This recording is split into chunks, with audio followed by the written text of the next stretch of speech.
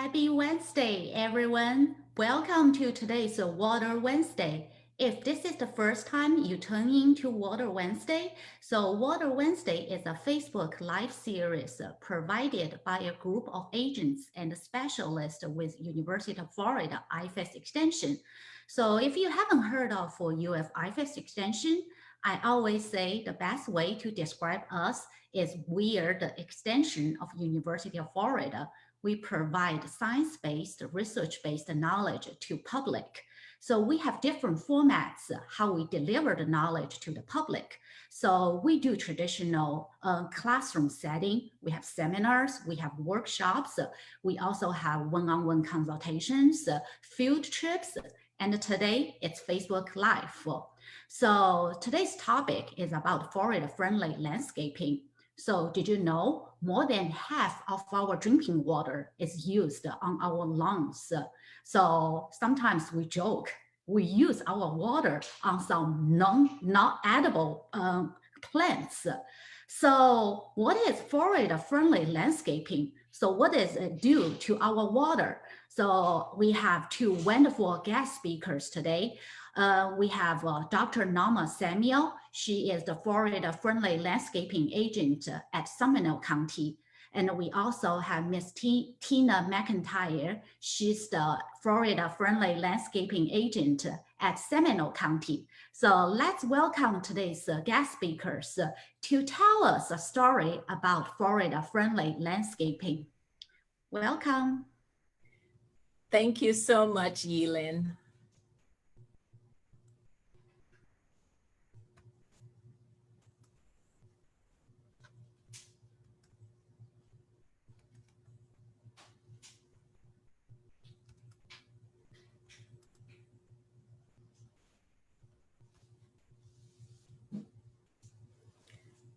Okay, good afternoon, everyone. As Yilin said, I'm Norma Samuel, and I'm the Urban Horticulture and Florida Friendly Landscaping Agent with the University of Florida IFAS Extension in Sumter County.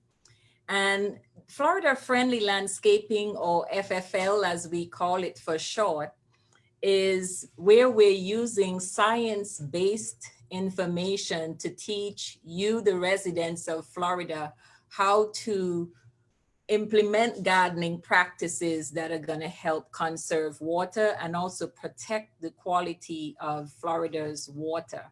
And we want you to think of your landscape as part of the bigger system, and what you do in your landscape will affect, Florida's water resource and other natural resources that we have.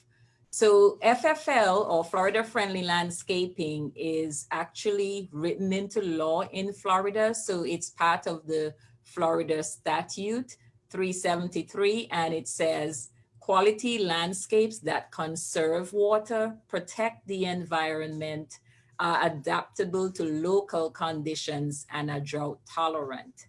So that is your typical Florida friendly landscape. Now, there are 9 principles that we abide by or central to Florida friendly landscaping. And these principles, the first one is right plant, right place.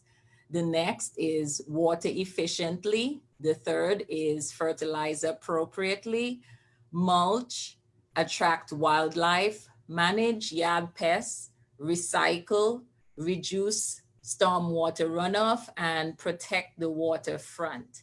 So all of these principles, when practiced together as a whole, helps to protect our water resources here in Florida. So when you're thinking about how to design your landscape, we're hoping that you're going to be using these principles to design an attractive, low maintenance landscape that, will be the envy of your neighborhood when you implement these practices successfully. And again, the ultimate goal is to protect our water resources.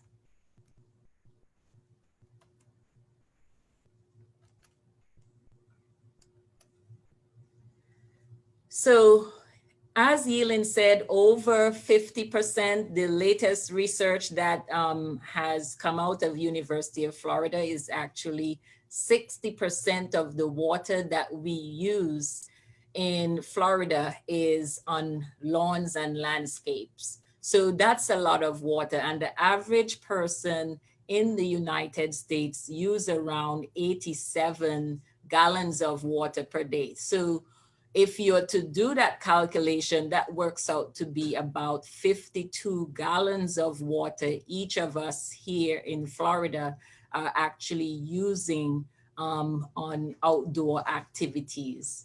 So the photo on the right, that is a photo of the St. Johns River, and you can see there the algal blooms along the St. Johns River, and that's from quite a few years ago. But collectively, what we do in our landscape can have an impact on our water resources here in Florida. And that is called non-point source pollution, because you cannot really pinpoint, where that pollution is coming from. And so Florida friendly landscaping is geared towards reducing that non-point source pollution.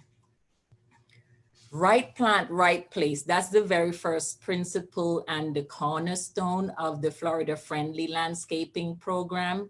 And the premise of this principle is that, whether you're using a native plant or an exotic plant, once that plant is adapted to the landscape and you have it in a site that it likes, it will thrive. So you're looking at, you want to do a site analysis first off of your landscape, especially if you're putting in a new landscape. So do a site analysis and know what, what the soil pH is, where in your yard you have more sun than other areas, where you have, full shade and things like that.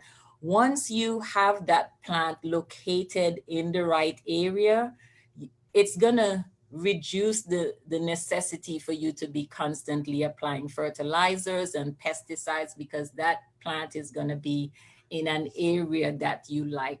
So plan up front and, think about what the mature size of that plant is gonna be, because that is gonna be crucial to you, not having to do constant maintenance like pruning all the time to that plant.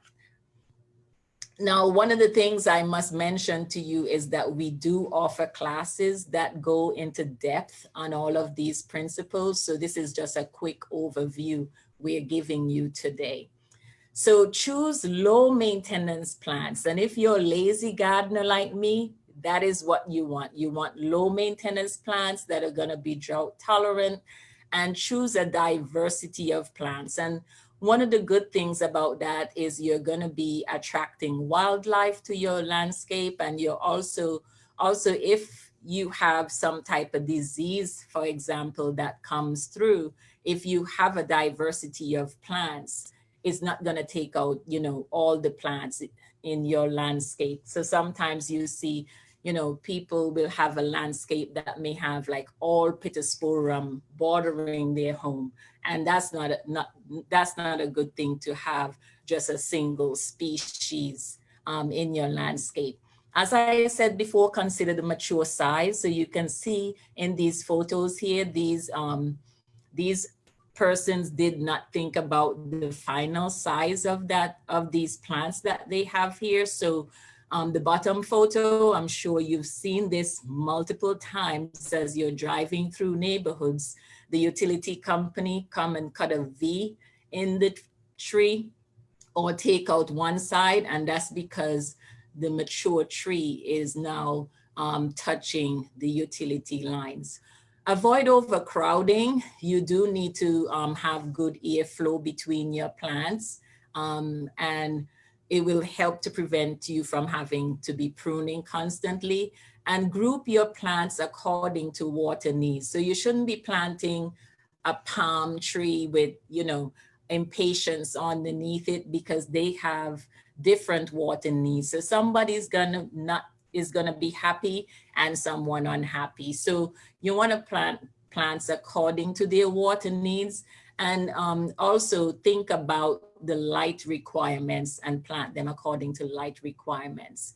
And within the University of Florida, we say use functional turf areas. So Florida friendly landscaping doesn't mean no turf. It means that you're using functional turf areas, because turf do serve a purpose in the landscape and does have many benefits. Water efficiently. And so water conservation, so the quality and quantity of water, these are the main, goals of the Florida Friendly Landscaping Program. So we want you to efficiently water your landscape. So you shouldn't be applying, too much water, if I should put it that way. So sometimes you'll see persons watering their lawns every day, regardless to if it rains or not. So we want you to reduce the amount of water that you're using in your landscape, and also applying no more than 3/4 of an inch to your lawn per week. So look at the water use that you're having. So check your water bill, see how your water use is, and try and reduce the amount of water that you're using outdoors, because the excess water is only going to create problems with runoff. And hopefully all of you have done a soil test, at some point in time, to determine the water needs of the fertilizer needs of your plants. And so just as real estate agents say location, location, location, we like to say soil test, soil test, soil test, because that's how you're gonna know what nutrients your plant needs. And you should be fertilizing when your grass is actively growing. So that's like now into, early fall. And use a broadcast spreader with a deflector shield so that you're not spreading fertilizer on your impervious surfaces. So on your sidewalks and on your pavements, you don't want to be spreading fertilizer on those surfaces. And also you don't want to be spreading fertilizer into water bodies that might be surrounding your home. So always use a deflector shield. Clean up any fertilizer that spills, and never fertilize before heavy rain. Yes, you do need to water in the fertilizer, but if you fertilize before heavy rain, there might be a likelihood that we get a heavier than expected rainfall. And then, all that fertilizer is going to be going, is going to be wasted, and it's going to cause pollution. So never fertilize before heavy rain. So check the weather report and see what the weather is like before you fertilize. Never fertilize within 10 feet of any water body. And so we want to make sure that you're not getting any fertilizer into water bodies surrounding your home. And there are negative impacts to over fertilizing. So one of the earlier photos I showed you of the St. John's River, that algal bloom, that's one of the end result, the possible end result of over fertilizing. Also, you'll be affecting the wildlife that lives within these water bodies and things like that. So there are lots of negative impacts of over fertilizing to take into consideration. Mulch, and this is something that we do highly recommend. There are benefits to mulching, and so it buffers the soil temperature. So when the days are hot like now, it helps to keep the soil cool. And then in the winter time, the mulch helps to keep the soil warm. So it does help to buffer soil temperature. It helps to prevent weeds. So if you're a lazy gardener like me, I like to class myself as a lazy gardener. You want to mulch so you're not out there constantly pulling weeds.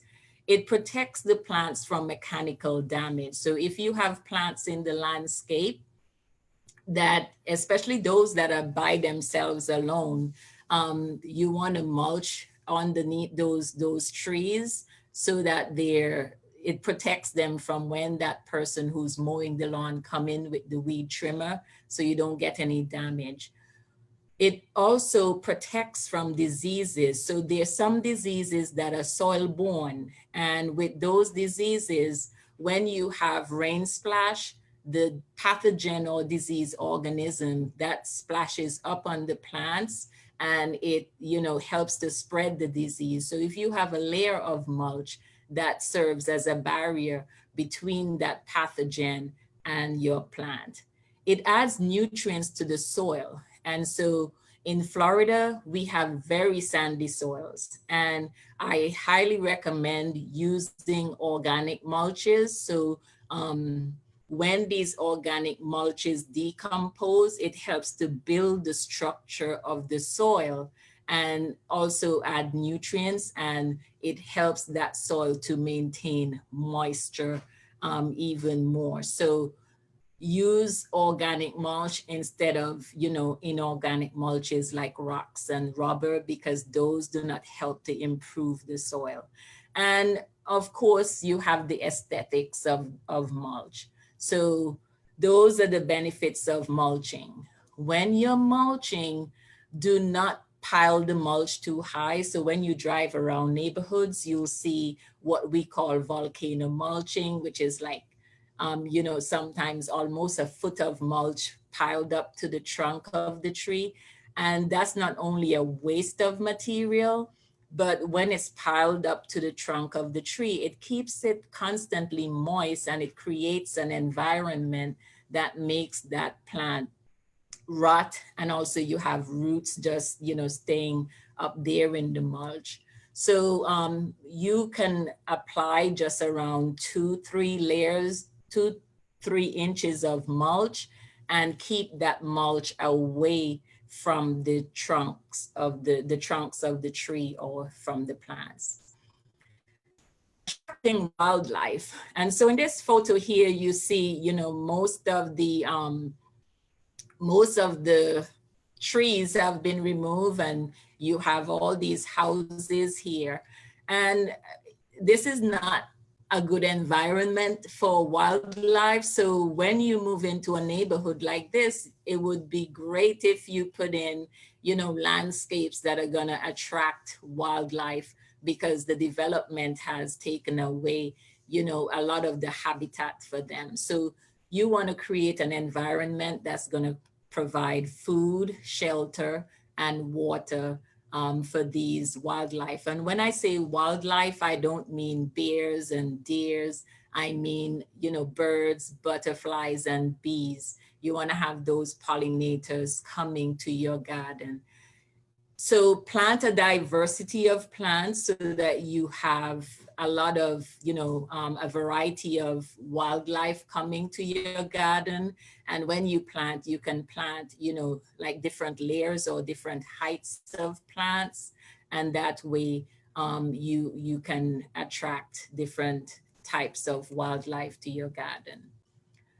Manage yard pests responsibly is another principle. And we like to say, set realistic expectations. And many times, people think, I want my lawn to be pristine. I do not want any weeds. My lawn should be weed free. Well, that is not going to happen, because, when the wind blows, when rain falls and water travels, you have, and birds fly over, you have weed seeds coming. If you're planting a vegetable garden, are you okay with, spots on your tomatoes? So set realistic expectations. If you want everything to be pristine, then it means that you're going to be constantly spraying. So the expectations that you set, or the acceptable injury level that you set, will determine how much how much you're going to be out there applying pesticides. We encourage you to adopt integrated pest management practices, also referred to as IPM. And IPM is where you're using multiple strategies to control the pests that'll probably come to your landscape. The first strategy, and the one that you should pay most attention to, are the cultural practices. And most times when you implement these cultural practices, it's going to prevent you having, a lot of disease or insect problems. So that's your watering. So don't be over watering. Water at the right time of day. Your fertilization practices, all those cultural practices. Also sanitizing your tools as you're pruning are examples. The other thing is physical. And it's okay for you to pick a bug off the plant and kill it. And if you have an insect, a bad insect coming to your garden. So let's say the lobber grasshoppers. You can also, if you notice aphids, for example, and Yelin, how am I doing on time? So if you notice aphids, for example, you can simply just cut that branch off and dispose of it, or you can use horticultural oil. So with integrated pest management, we say that you're using chemicals as a last resort. So once you're scouting or monitoring your yard on a regular basis and you know which bugs are good, which bugs are bad, then you should be in good shape in terms of managing yard pests.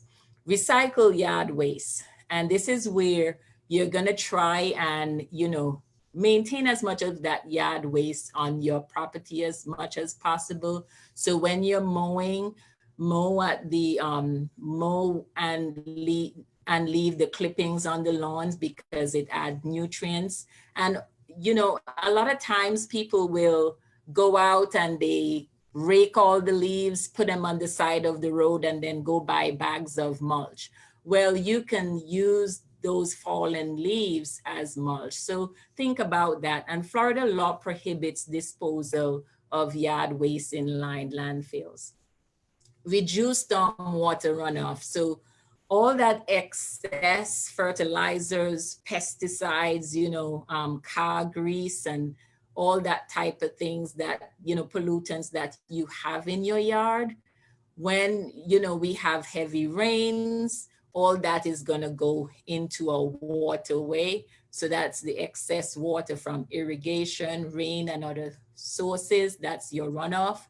And you want to reduce runoff. So there's strategies that you can use to keep that water on your yard. Like, let's say you can use rain gardens, rain barrels. Those are things that you can do to capture water. So all of us live in a watershed.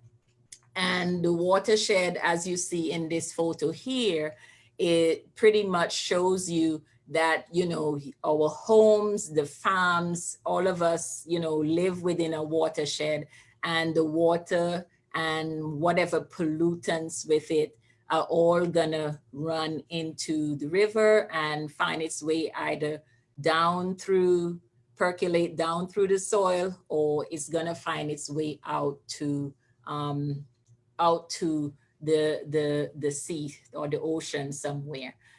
Then protect the waterfront. So all of us in Florida, we live no more than 60 miles from the ocean. So think about what we do in our landscape and how it will affect the watershed. So establish a 10 to 20 foot buffer zone between the landscape and the shoreline. That way you're not constantly, fertilizing or mowing close to these areas, close to the water body. So these should be low maintenance areas. There are lots of resources that you can use, Florida-friendly resources, and floridayards.org is an excellent website for you to get information. We also have a number of publications that you can have available. One of my favorites is the Florida Friendly Landscaping Guide to Plant Selection and Landscape Design. And you can check your local water management district website. This publication is available as a download.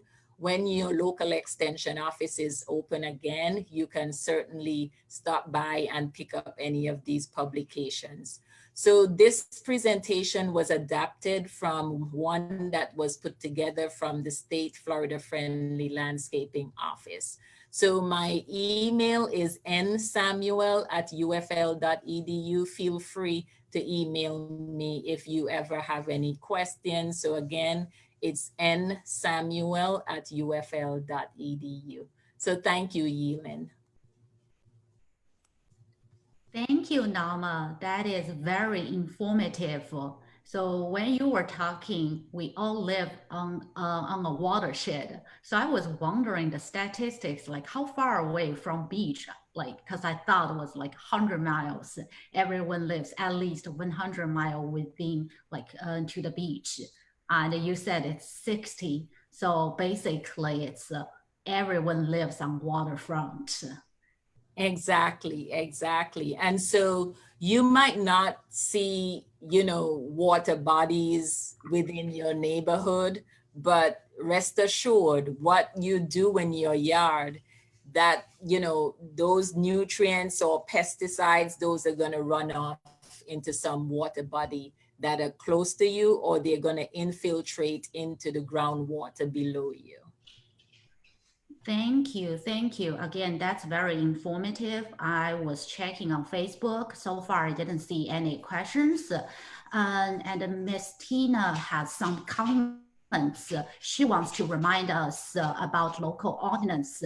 So Tina, would you want to say something? Yeah, so Norma did a great job just outlining Florida friendly principles and, kind of honing in on that fertilizing appropriately.